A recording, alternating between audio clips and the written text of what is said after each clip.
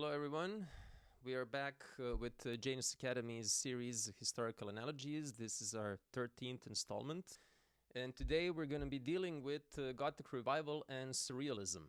Now, when we are dealing with Gothic Revival, we need to be more precise. In this particular case, we're going to be going back to the transitional period between Gothic, decadent, late Gothic style and early Renaissance that serves as an inspiration for Gothic Revival.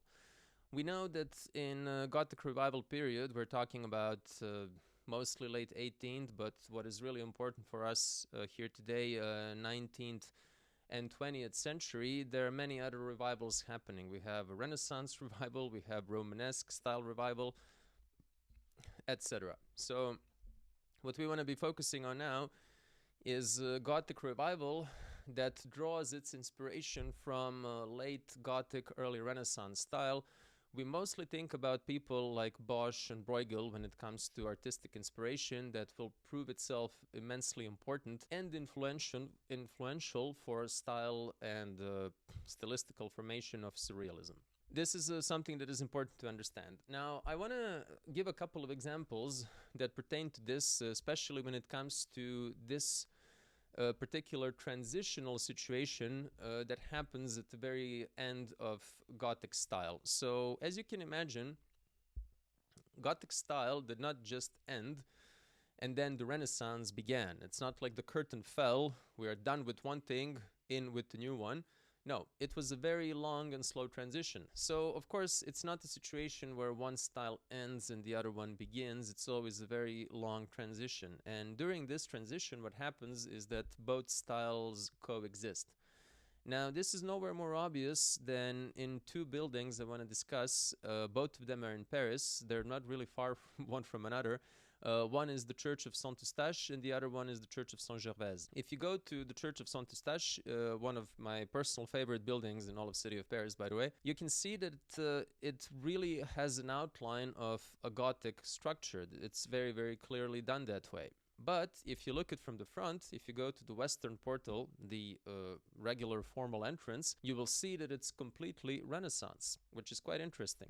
If you go around the building a bit, you will see that even the Gothic part of it is not entirely Gothic. It has a lot of 17th century ornamentations and details. Instead of gargoyles, it has just regular water spouts. There are many interesting details about this, and perhaps we'll come back to it some other time when we're talking about this building in particular.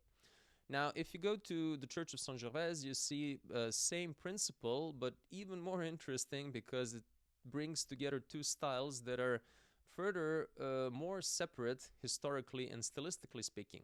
You could argue that Renaissance style comes right after Gothic style, so there's some sense in this transition.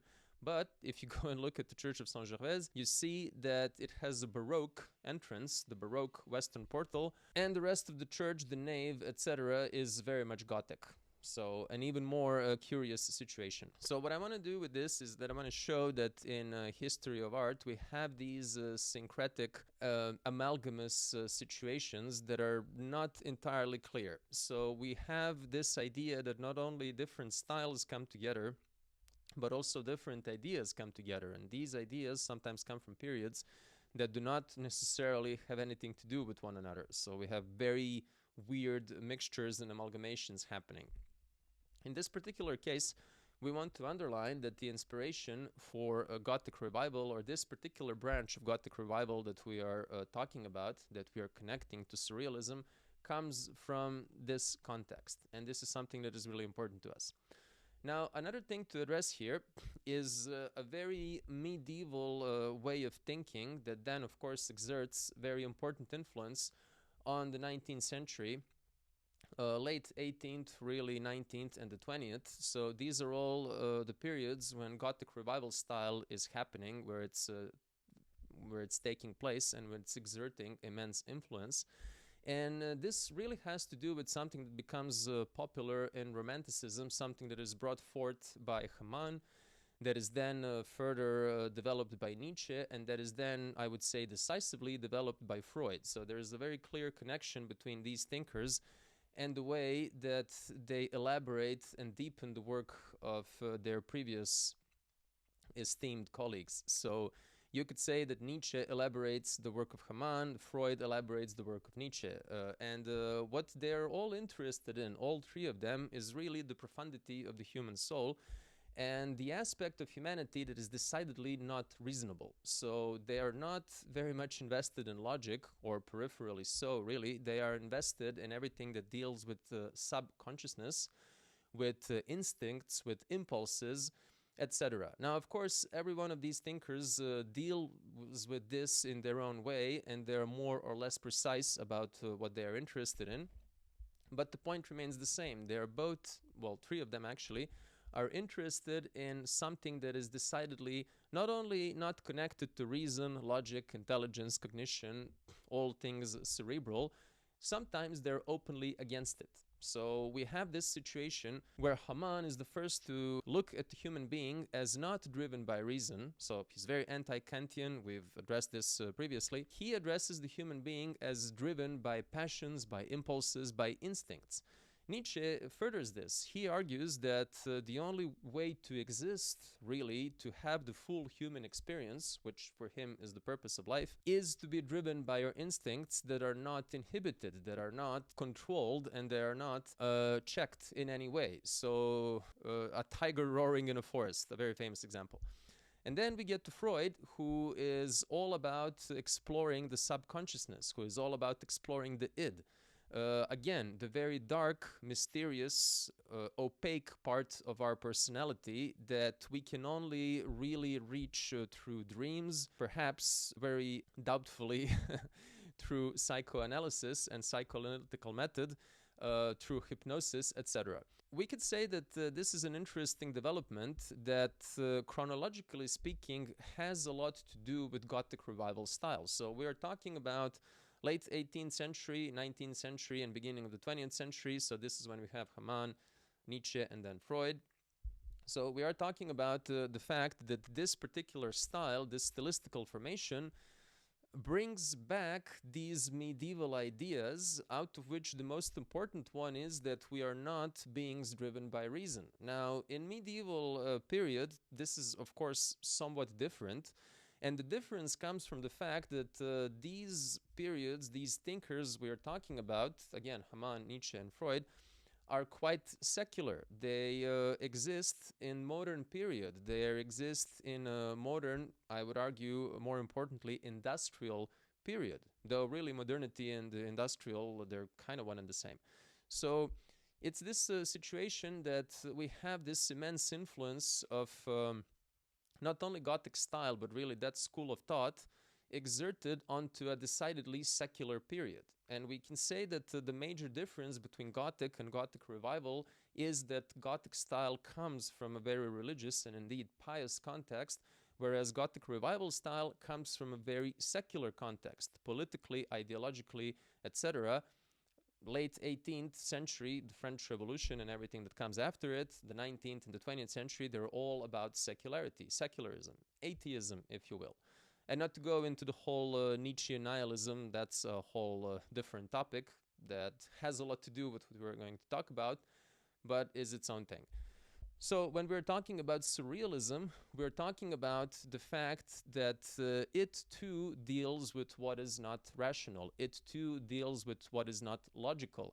It is interested in the depths of human soul, profundities, if you will, of human existence and of human experience. Not only human, but also divine. We can say that it too is interested in all the same things as this secular take on the medieval period would be. And this is the main reason why we drive this comparison, why we see such an important connection between Gothic Revival on one end and Surrealism on the other, because they are very much anti-logical. They are very much invested really in something that is above logic, something that is above reason. Now, if we want to think about this, we can say that a lot of the explanation that we seek is in the very term itself. It's in the appellation of the movement. If we think about what surrealism means, it comes from the French word surréalisme, which means above reality. So, if we think about this, reality is observed by the five senses that we have, and it's something that we can think about. The sensual apparatus provides food for thought for our mind, and we can basically cognate what we observe through our senses. I intentionally say not just what we see, but we use our other senses as well. We use a sense of audition, sense of touch, etc. So the idea is that reality as such is something that is sensually, empirically observable, and something that can be thought about in this particular way. Gothic art, in its way, is interested in what comes after material existence. Gothic Revival is also interested in something that is above and beyond material existence, but, peculiarly enough, in a secular key. And Surrealism also is very much invested in what comes above and beyond reality, the very name being above reality, Surrealism, above realism. So it has to do with something that is above our senses. Interesting thing about this is that if you're talking about Gothic Revival, most of it really has to do with skyscrapers, and most of it has to do with this extremely vertical ambition and vertical aesthetics. Same thing with Gothic style. When we're talking about Surrealism, this notion of being above reality does not necessarily translate to the visual idea of what is above. We are spatially thinking about one thing being above the other, so we think in vertical terms. But this is not the case. It's actually quite the opposite. Surrealists think that the way to get above reality is not necessarily to go up, but instead to go down. If you read Dante's Divine Comedy, or just Comedy, as he titled it, you saw that it's divided in 3 chapters. We have Inferno, Purgatory, and Heaven. And that to get to heaven, Dante, guided by Virgil through first 2 chapters, doesn't go up, he goes down. So he goes down to Inferno, he travels through different layers of Inferno. He then gets to basically do what you have done if you were to go to the center of the earth. If you were to descend to the center of the earth and then go past it, you would make this turn that you continue going in the same direction, but suddenly you are moving up instead of continuing down. So this is exactly what Dante does in his epic poem, and he starts traveling upwards. Now, this is exactly what surrealist poets and painters and generally creators are trying to do. So they want to go down into the profundity of the human soul, human being, if you will, and at a certain moment, there is this flipping action that happens that instead of going down, they end up going up. So their idea is that if you want to go to above reality, to superior reality also, you need to go down. And the way to do this is really to inspect, again, profundity of human existence, is to inspect what your subconsciousness is. Needless to say that surrealists were heavily inspired by both Nietzsche and Freud. Freud more directly because he was their contemporary. And Freudian thought, Freudian ideas were extremely important in this particular period. We shall address this when we get to the next lecture, when we start talking about action painting and totemism. So it's this whole idea that we are talking about profundity in the human soul, we are talking about superior reality, but in a secular key. And this is something that we cannot overstate, something that we cannot insist on enough. So if we're talking about all of these things, we are talking about, we are going back to the comparison we've made in the introductory course, the comparison between the cathedral on one end, which is very medieval, and then the skyscraper on the other, which is very industrial, meaning it's modern. When we're looking at the skyscraper, we're looking indeed the industrial modern take on Gothic cathedral. And the same way, when we're looking at the Gothic cathedral, we're looking at the medieval skyscraper. The main difference between these two is that skyscrapers are done in mostly Protestant, but even more often secular, that is atheistic key. It's this idea that you create a thing very symbolical, very potent in meaning, in what it represents. And that thing that you're creating draws its entire inspiration from a very religious context, but you just remove all the religion out of it and you're left with something that is secular. And that is, of course, very much incomplete and very much changed by this operation that you have just done. The thing is that when we're talking about surrealism, we're talking about the same thing. We're talking about a style that is very invested in everything that deals with the sacred and everything that deals with the human soul, everything that deals with the abstract, the unknown, the above reality layer of existence. But it takes most of religion and religious inspiration out of it. So we get a very curious product at the end of all of this. We come to the idea that in this desacralized world, we are faced with sacralization of what is ordinary, of what is everyday, of what is banal and quotidian, which is obvious in many different objects that are produced by surrealist artists. And in this, we can see a very strong influence and a very strong inspiration that comes from Dada movement. That is also something we addressed before, the artistic and stylistical formation that deals with the ordinary and with the banal. Now, the difference is the Dada movement and Dada in general insists upon absurd, it insists on paradox. It negates all logic as such. It's extremely critical of the society. This is not entirely the case with surrealism. They do deal with the absurd and with paradoxical, though not quite as directly. They do oppose the society, not quite as directly. They're simply interested in what happens above logic. They're not anti-logic per se, and they do not exhaust their ambition in just showing that the world has no rules, has no structure, that the world has imploded, as Dada is doing. Rather, they're trying to discover and understand through practice, and they're trying to get to superior logic. So they do not exhaust themselves in saying the world is pointless, everything is absurd. No, they're actually seeking ways to conquer and understand the superior logic and to suggest, in a way, superior way of existing either in this world or outside of this world. And this is really what surrealist art is all about.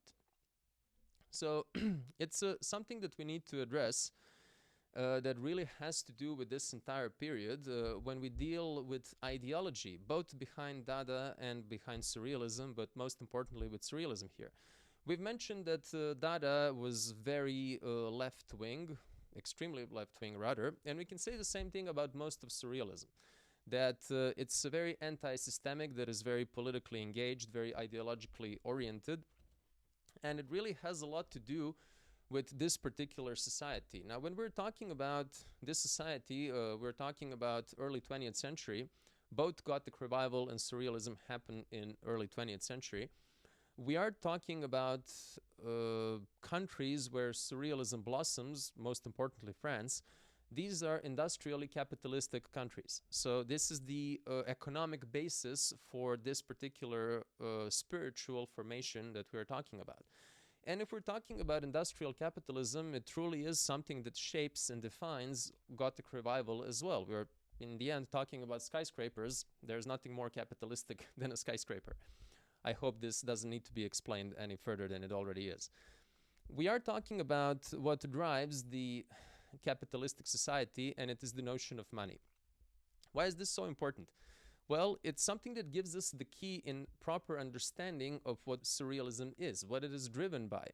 If you think about money, it's a thing that doesn't really exist in this world. It's a thing that is completely abstract in its very essence. You can understand this if you find yourself in the desert, dying from thirst or from hunger, and you have, let's say, a case with €1 million or $1 million with you, and you understand that there's no water to be seen miles and miles and kilometers around you. So you understand that in this particular position, your money that you have with you is completely worthless. You can have all the money in the world. In this particular situation, a liter of water would be much more valuable than all the money in the world that you may or may not have. On the other end, you can find yourself in the middle of any decently industrialized city, and you can buy a liter of water for very small amount of money, or you can just drink free water from from the tap, it's mostly not going to cost you anything. So you understand that money is something that is deeply abstract. It basically exists because we agreed as a society that it exists. So you can have $100 or €100 bill, and for this bill you can buy, I don't know, 100 loaves of bread or 100 liters of milk or water. It doesn't really matter. So we as a society agreed that this piece of paper that is otherwise worthless on its own is worth a certain amount of goods or services that can be exchanged for many different things. Money has this wonderful protean capacity that you can change it for everything. So a certain quantity of money can be used to buy a certain amount of food or a certain amount of clothes or a certain amount of housing. You get the point. So it's potency in its purest form. But it doesn't really have a stable value. And if you come from a society that has dealt with inflation one way or the other, you come to understand this in practice, that the value of money is something that is very iffy and very unstable. Sometimes, indeed, it is very volatile. Surrealism comes out of this. It really comes out of society that is structured around the notion of money. Again, we're talking about industrial capitalistic society, and that has this intuitive understanding that money is very abstract, but at the same time it deals with very concrete things, because we all need money to survive. This is just the society that we live in. So they're playing with this idea that money has this incredibly religious potency and value, because we need to believe in it for it to function. Really, that's the only way it functions. But at the same time, it deals with most concrete of things. So we have this religious fervor, in a way, infused into most banal things like transactions. It's not the case where you can exchange a loaf of bread for a piece of ham. We mostly don't do barter anymore. We mostly buy bread or ham for money. So we can say that surrealism is positioned in this particular place between complete abstraction, which is something that is seen as above reality, as metaphysical, and physical reality that is seen as banal, everyday, etc. So this is something that surrealism is very invested in. It's very invested in super reality, in what drives reality as such. And what is really important about surrealism, if you look at surrealist paintings or installations or statues or films, because those two exist, you understand that this is what they're trying to get to. They're trying to understand the superior strata of reality, as their very name suggests. And I've given money as an example of this because money really is situated in this abstract superior strata of human experience and of human existence. So you can really understand how this has a lot to do with heritage of World War I, this profoundly industrial affair. You can understand how it has a lot to do with left or extreme left ideologies. And you can understand how it really has a lot to do with Gothic Revival, because they're all invested in the same zeitgeist, and they all come from the same particular set of circumstance. So this is really one way of understanding reality as infused with super reality. And this is something that we all deal with. We all deal with the fact that we use money pretty much daily. We use this most abstract of all things in our daily, very banal transitions and transactions. When you're buying, again, your daily groceries, you exchange money for them. So you get the point, not to drone on any further with this. You can say that in this particular context, Salvador Dali, as one of the icons of surrealism, is a very interesting figure. So he is someone who personally was not left-leaning at all, who was very explicitly the great lover of luxury, of elites, of all things sophisticated. He wrote about this in his autobiography, I'm a Genius, and he was very much invested in all things elite. He wanted to go to elite hidden parties. You can easily find photos of this online. He wanted to be very wealthy. He was extremely greedy, and he made no secret about this. He always wanted more money for everything. So you could say that he is a very peculiar figure in all of this, has a very peculiar place in all of this. Now, if you're talking about his take on things, you can say that he really deals with what we were talking about. What he sees is a superior strata of reality that if we want to get to, we have to actually go deep within ourselves. The idea is that you do not get to superior strata of reality through cognition, through intelligence, through, let's say, math or advanced physics or advanced philosophy, metaphysical philosophy. So this is a very medieval take on things. What happens in the neo-medieval, if you will, Gothic Revival and generally modern context that is driven by Romanticism is that you want to get to superior reality by going down, by inspecting your instincts, by inspecting your impulses, the irrational parts of you. So irrational parts of you become more important than rational aspects of your personality. What drives you? What is behind your passions? What is behind your folly? This is what surrealism is all about. They don't want logic. Logic seems banal. You could argue that this is something that starts shaping itself from the late 18th century onwards, and that indeed, again, has very much to do with the Industrial Revolution and the influence the industrial process has had upon society. If you're looking at the famous British poet William Blake and the painter and the serigraphist, let's say a visual artist in general, William Blake had this entire developed myth and mythical system that he made himself that was very anti-logic, where he was very anti-reason. He was anti-Renaissance. He thought Renaissance was the worst thing that happened to humanity.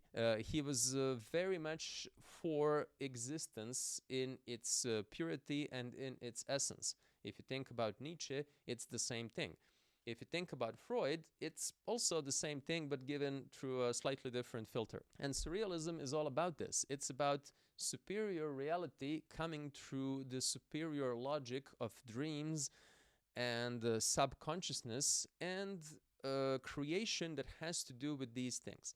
Now, we want to connect this with the industrial world because the main way that surrealists created, how they formulated it, how it was formulated by André Breton, I would say arguably most important of all surrealists because he is the one who authored the manifesto of surrealism, is that you create by an automatic process. So this is something that has to do with automated production of both text or images. The idea is that if you automate your creative process, is that in doing this, you can get directly in touch with your subconsciousness. You can create directly out of your subconsciousness rather than from your consciousness. So you create out of the irrational, dark, suppressed, opaque aspects of your personality rather than from your willing cognition. And of course, their entire aesthetics has to do with this. They argue that this type of creation is authentic. This type of creation is valuable. It's not something that you can think about, because if you can think about something, you can understand it, then it doesn't really matter. It's not that interesting. It's not that important. Now, of course, this particular method was criticized by, you name it, pretty much everyone. Especially by people who were psychologists or psychiatrists or had anything to do with study of the human mind. They argued that it's not that easy or at all possible to get in touch with your subconsciousness. It's not a faucet you can just open and let it out. It's a much more complex thing that is, again, perhaps not even possible. But this is how they felt. And I find it immensely interesting that they chose to name this method automated writing or automated creation, because it has to do with something that is so clearly connected with the industrial world. We are talking about automation to this day. We talked about automation in the 20th century. We talked about it in the 19th century. This is something that has to do with the industrial process, with development of machinery from the very beginning, really. And I find it so interesting that these people who are interested in everything that has to do with the opaque, the subconscious, the dark, the twisted, the perverted, if you will, very Chthonian forces, because all of this indeed is very Chthonian, they connect this to industry, because when we think about industry, truly we think about machines. We think about something that makes sense. mechanisms that are very logical. Indeed, they're symbolical of logic, symbolical of reason, and of that particular mind frame and of that particular worldview. So it is something that is quite surprising and quite curious. I think that what can help us understand this a bit better is the other side of the industrial society that we do not deal with nearly as much as we should, and it is really the fact that industrial society, the industrial world, cannot exist without colonies. Indeed, colonial world has made industrial revolution possible to begin with on account of accumulation of resources and wealth that came from colonies. So you could say that the countries that were able to industrialize themselves the first were, in great majority, colonial powers. So when we're talking about colonialism, we're also talking not about just amassing of resources, of wealth, of labor, and indeed human bodies. We're also talking about cultural exchange, cultural integration, or something that is called in the last couple of decades cultural appropriation. So we are talking about the presence of all of these religious fetishes and sacred items that were taken from colonized people and that they were recontextualized in European terms.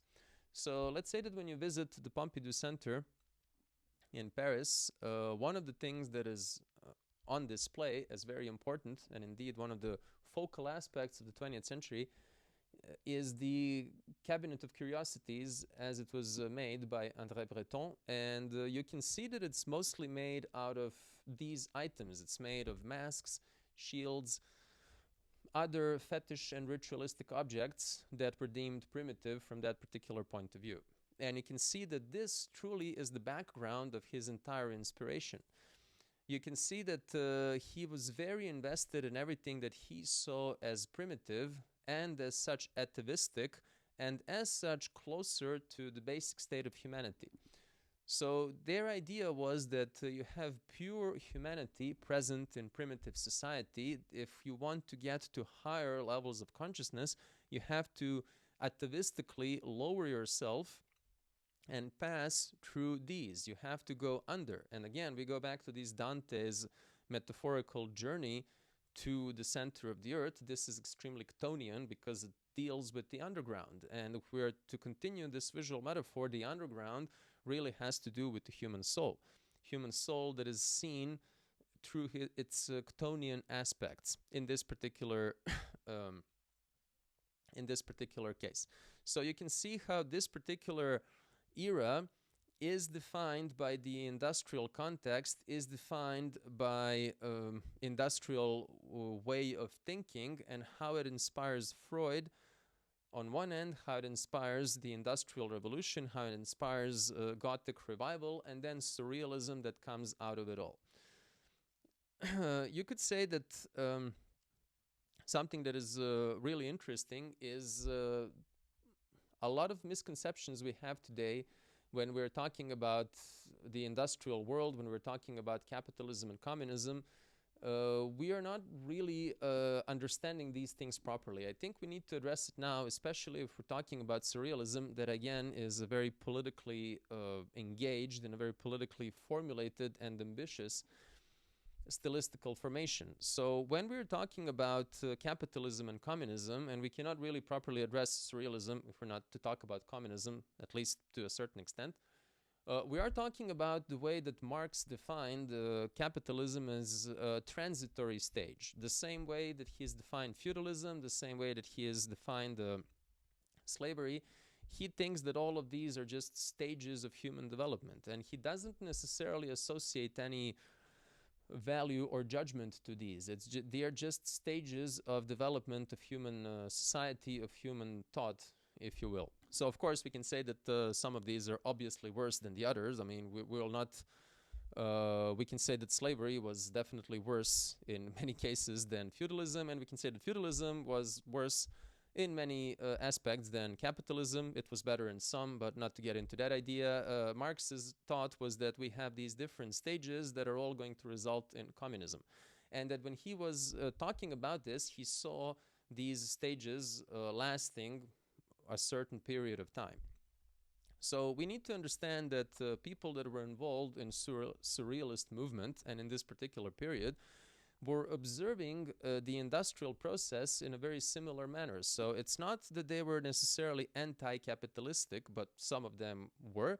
It's that they saw this as a transitory stage, and they saw the industrial mode of production of something that will ultimately bring forth communism, which is this utopian idea. Not to get into that right now. So it's this idea that industry is something that will make communism possible. There's no communism without industry. That's very clear. You cannot really have a post-scarcity society. You cannot have enough abundance if you don't have the industrialized society. This is the very basic thought. So when we're looking at all of this, we're looking at surrealism that is very closely connected to industrial process, and that is trying to situate itself, it's trying to define itself in regards to the industrial process. But the important thing to understand is that it sees the industrial process as instrumental in achieving the next stage of human development. And the next stage of human development really is something that also can be connected to the superior reality that we are trying to bring forth.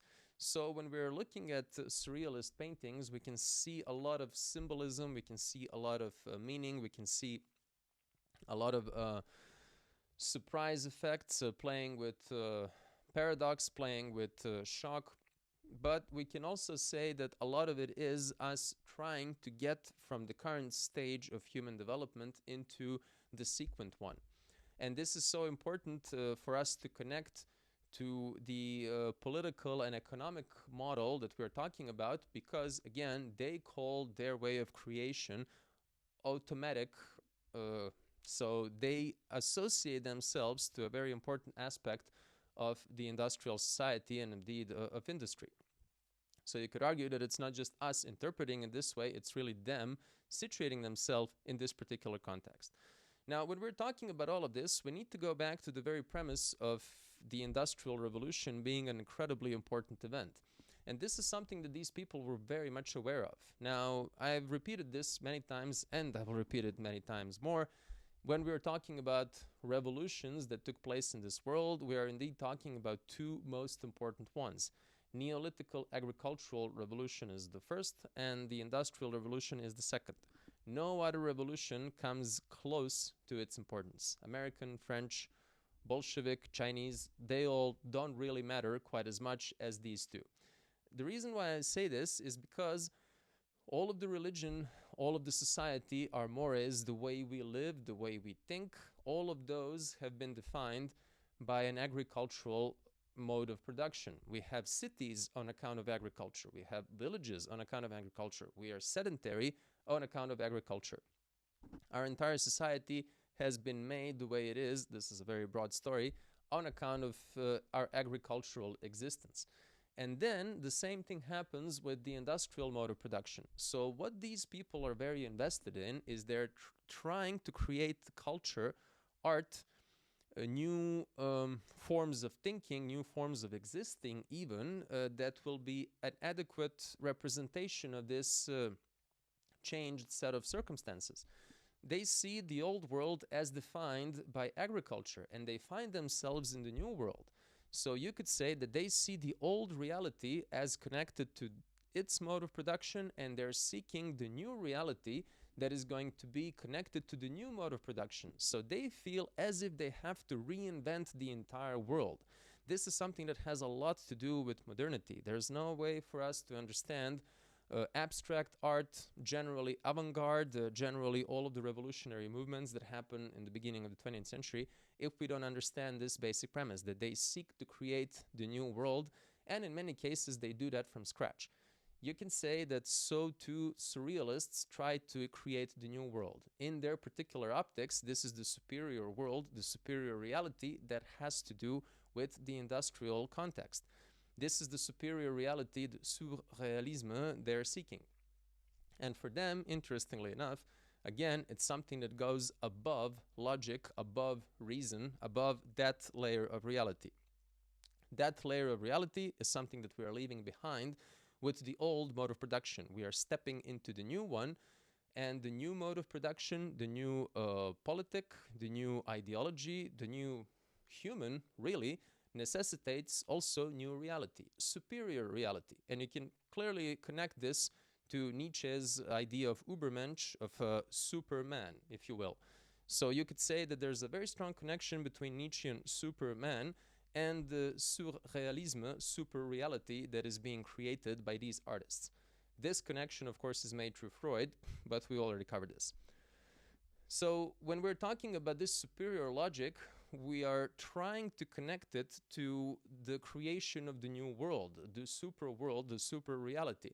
And we have the same impulse that these people assumed was had by the people who were creating the new world when they were transitioning from nomadic to sedentary, when they started engaging in agriculture. They thought that all of the institutions, all of the art of spirituality, mores, and everything else was created pretty much the same way they had to create it. They had to go back to the very foundation of humanity, and they had to reinvent everything. So this is why these people were so invested in looking at the world with new eyes and with trying to find superior way of acting. In this particular case, you could say that they wanted to go back to fundaments of humanity, and they wanted to inspect things like religious fervor, ecstasy, sacred insanity, and they wanted to connect all of these things with the notion of a fresh start, of a fresh beginning. Now, it's interesting for us to observe how Soviet constructivists and suprematists were doing this in one way, how abstract artists were doing this in their own way, and how surrealists were doing this in their own ways. You can see that there's the similar, or rather the same impulse behind it all, but they deal with it in different fashions. So I want to mention a very important influence in this entire process that comes from Antonin Artaud, a very famous French thinker, dramatist, writer, I guess you could call him. He's kind of a fluid individual, not that easy to define, but very interesting, very important, very influential, especially when it comes to dramaturgy, when it comes to history of theater, and when it comes to history of literature, really. His influence goes way above all of that. So his whole idea is that we need to reinvent theater, and we need to have actors and the whole stage play completely redefined and redesigned. What he wants is a sort of a puppet-like creation that delivers the play, that carries the play. He doesn't want the actor to be, well, human, if you will. He wants this human to completely purges themselves of their humanity and to truly become an automaton. Again, we go back to this notion of automation that is so important for surrealism. So Artaud wants this human sort of creature to deliver the lines as if they were a puppet, as if they were a robot or a machine. And to him, this makes a lot more sense than, humane play and humane acting that was around, and arguably that still is around. This is an interesting thing to compare to the very beginnings of theater, because we know that in the Greek antiquity, theater was a very different affair. We know, for example, that all of the actors had masks, either a comedic or a tragic mask. We know that these masks come from shamanism, and this is a very important thing. And we know, most importantly, that these actors did not really act the way we see acting today. They delivered the lines. The whole potency of a play, be it a comedy or a tragedy, was in the words, was in the lyrics themselves. So it was expected out of a playwright to create certain impressions with their own writing, and it was not expected out of the actor to convey this through their art of acting, because they had masks on. We couldn't see their faces. We couldn't see if they acted with their faces. That wasn't really important. The only thing that was important was them delivering lines properly, them having a good diction, and really them reciting well. It was a completely different take on acting. And you can see how Artaud is inspired by this and how he wants something similar. He wants to take the person of the actor out of the equation, and he wants this person to just reproduces text automatically. And this, of course, is a reflection. It's a mirror of how this text was created to begin with, through this automatic process where we can imagine a writer basically opening a tap of their subconsciousness and letting it flow. There's a very good example from a surrealist filmmaker, Jean Cocteau, who was a very interesting figure. He was not just a filmmaker, he was also a painter and a poet, and one of those Renaissance figures. Arguably most important as a filmmaker.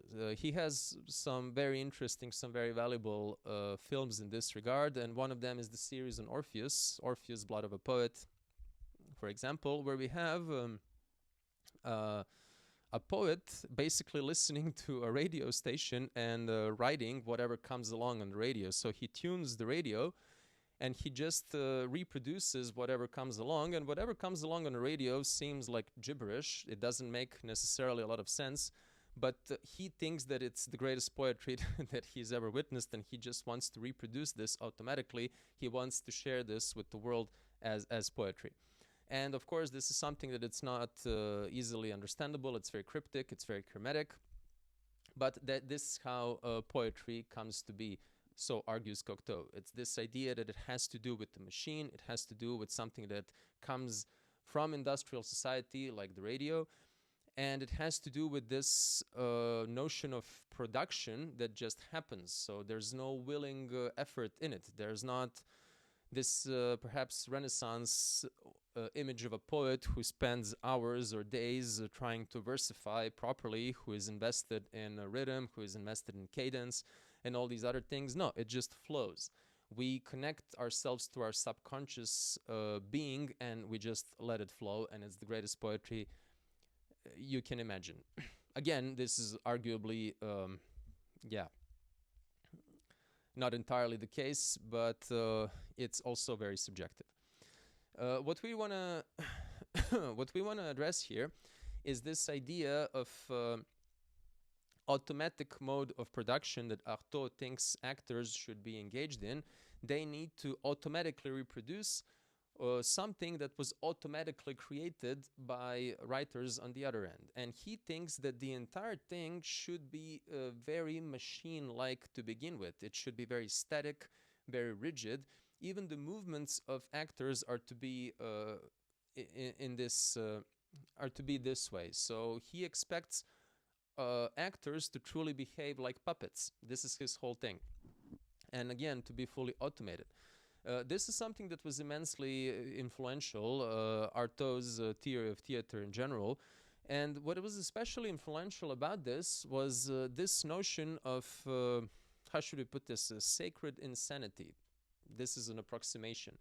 This idea that when you are at the very beginning of a society, when you are invested in the very fundamental structures of society that you are building, that you are creating, you are dealing with something that is archaic, something that is primordial, and something that is archetypal. So you are truly creating the foundation of the new world. And this is how these people saw the new world. They saw it as necessarily industrial, automatically produced, and something that had to do with superior logic, but they also saw it as quite archaic. They thought that the way the agricultural revolution took place is the same way that the industrial revolution needs to take place. And they wanted the beginning of the new world to be infused with the same qualities as was the case with the old world. And this is also something that brings back Gothic Revival to our minds, because Gothic Revival is all about taking from the old world so that we can build the new world. Taking the inspiration from something that already happened and was incredibly important, and building the new world out of old bricks, if you will. So you could say that this whole process comes together, this whole idea of moving next to logic, so that you could get to superior logic, uh, going above logic so that you can get to superior reality, building the world in something that is, above, sur. I think that this is something that is really interesting if we address the sacral and at another end, the secular character of this entire endeavor. Because if you're talking about the biblical inspiration, you're talking about the New Testament and the Revelation, you're talking about this whole idea of the city in the clouds. Or if you want to take the more Protestant take on the entire affair, you're talking about the city on the hill. These are very important images. So in all of these cases, you have the visual metaphor of elevation playing an important role. So we're talking about something that comes above. So when we're talking about the New Jerusalem, the city in the clouds, we are talking about something that is above this reality. And this is exactly where Surrealism aims to come. But again, they're trying to come there through industrial, secular means, which might be seen as strange because the whole notion of New Jerusalem, the city in the clouds, is really deeply religious. Now, I think that what we are trying to offer here is a way of interpreting works of art and different artists that are very representative of the era we're talking about. So we're talking about, let's say, Salvador Dali, and we're talking about his paintings that are obviously not invested in visual aesthetics quite as much as they're invested in meaning and symbols they portray. You can say that surrealist art cannot properly be understood if we remove it from Freudian method, Freudian interpretation of dreams, because it's all about symbols and it's all about these marks of meaning, these signifiers that are to tell a story. Of course, this is not a linear thing. This is not, like adding numbers. It's really about how these symbols coexist and interact, very often in a completely contradictory, syncretic manner. If you're looking at Magritte, René Magritte's paintings, you can see that there is almost nothing but this. It's as if he's trying to create confusion. It's as if he's trying to bend our logic, or rather to extend it, so as to offer a superior form of logic, superior insight into the very nature of our reality. If you're talking about more visually ambitious creators like Max Ernst, you can really talk about many different forms of visual expression. You can talk about biomorphism to a certain extent. This notion that superior reality is situated in creation of different forms. It's situated in creation of inexisting forms that we never witnessed. This is where surrealism approaches itself to abstract art. But this is not the case with, let's say, Magritte or Dali, because what they deal with is more recognizable forms from actual reality that are decontextualized and that play with bringing together different meanings, bringing together different symbols.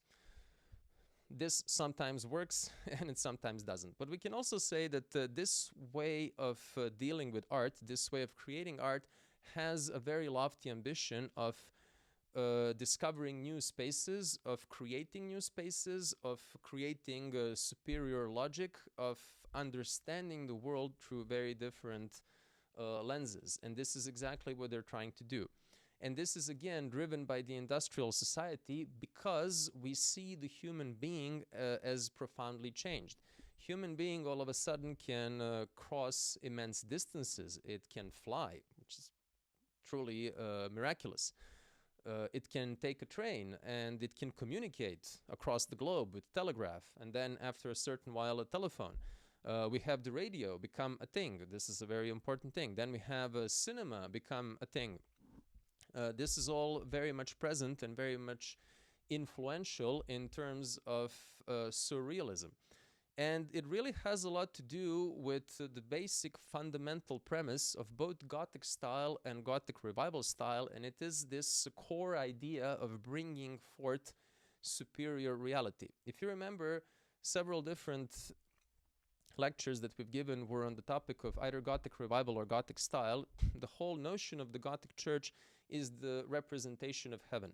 It's a superior reality that is created by alteration of light. It's this notion that when you enter the church, truly you've entered into the closest approximation of heaven there is. You've entered in the realm of eternal truths and beauties. You could argue in this particular regard that Gothic style and then Gothic revival and then Surrealism and then abstraction and all the other ones, but let's stick with the topic of today's lecture, are all about superior reality and are all driven by this notion of introducing you into this other realm, into this superior realm that we need to transition to. And the engine of this transition is the machine. And this is a very poorly worded situation here, but what are you going to do? So what drives this transition is the industrial process, is the industrial revolution. We cannot get there without industry. We cannot get from capitalism to communism without industry. And this was the ambition of a lot of these people.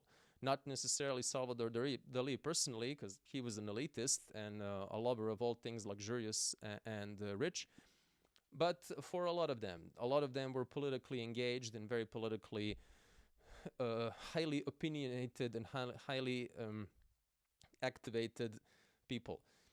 We are talking about the situation that industrial thinking, industrial acting, industrial mind frame is something that takes us to the better world. It's something that produces superior reality, something that takes us to a next level logic, if you will, which again is what Surrealism really is.